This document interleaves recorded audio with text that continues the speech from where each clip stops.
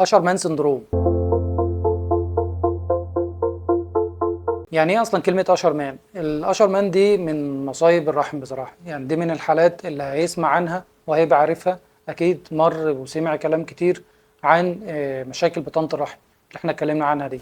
طب يعني ايه اصلا اشرمان؟ اشرمان دي بتبقى التصاقات في بطانه الرحم. طب ايه المشكله يعني يكون في التصاقات ما نفكها؟ ما احنا بنفك الالتصاقات كتير.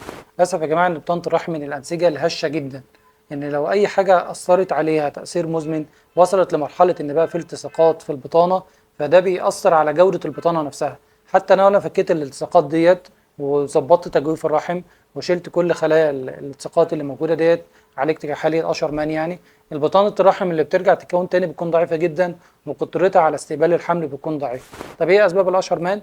اسباب الاشرمان دي ممكن لو في حصل اي تدخل جراحي، حصل كحت مبالغ فيه لبطانه الرحم بعد عمليه اجهاض او بعد حاله نزيف، حصل التهابات مزمنه وما اتعالجتش، دي من الحاجات اللي بتسبب التصاقات في بطانه الرحم اللي احنا بنسميها اشرمان.